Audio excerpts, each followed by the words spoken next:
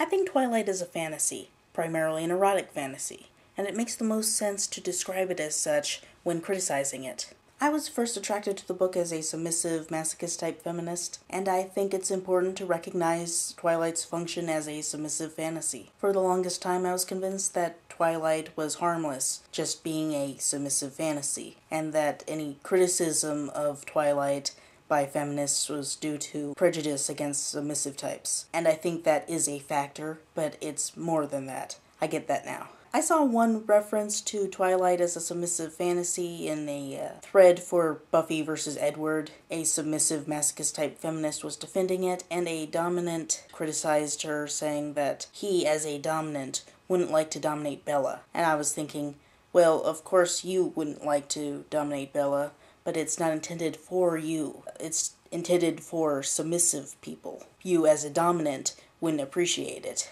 KrissyMcPatriarchy's video, Edward is Abusive and Creepy, though, convinced me that Twilight is problematic by presenting this idea of a submissive fantasy like Twilight, a way that Twilight could have gone. I can appreciate from a submissive perspective.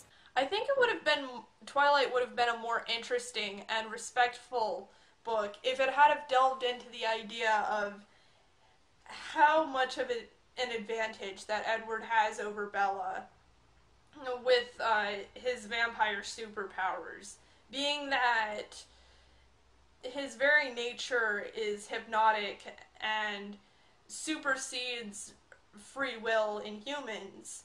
I think it would have been really interesting if we had have seen Bella start out as a really motivated and interesting and dynamic character who becomes enslaved and ensnared by this supernatural force and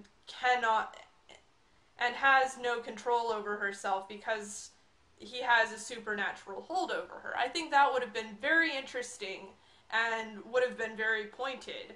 And I can see now how Twilight as a submissive fantasy is problematic because it incorporates real-world sexism into it in a way that doesn't present it as wrong. Though I still think the meadow scene is kind of hot, I can understand how Bella's complete lack of respect for her bodily integrity is both uninteresting and anti-feminist. The sacrifice she has there for Edward doesn't really matter anything if she doesn't value herself that much. The vampire series True Blood is much better because though Suki willingly becomes Bill's slave, at least as she's considered in vampire society, Suki is mine. She has respect for herself.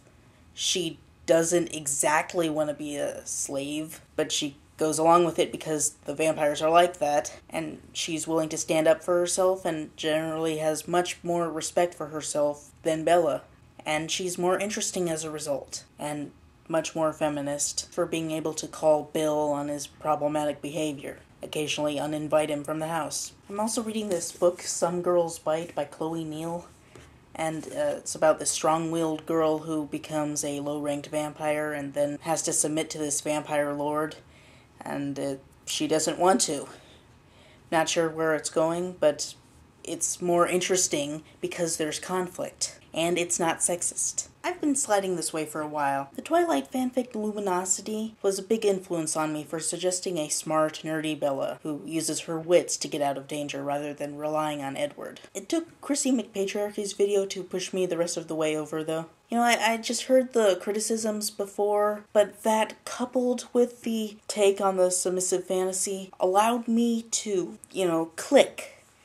I get it now. On that final note, I think that mainstream media would be better if it treated things like fanfiction in that stories would be marked beyond simple genre. Tags like BDSM, dubious consent, plot, what plot? I think that if Twilight could have those kinds of tags on it, then it would be a lot easier for people to compartmentalize. It is problematic the way younger kids are just internalizing this kind of fantasy. It needs to be put out there that this is just a fantasy. I think it's good for young kids to be able to enjoy these kinds of fantasies, if it appeals to them, but it should be noted it's just a fantasy. They should be able to compartmentalize it and keep it away from how they feel that the world should work. I think that these tagging devices would go a long way towards that.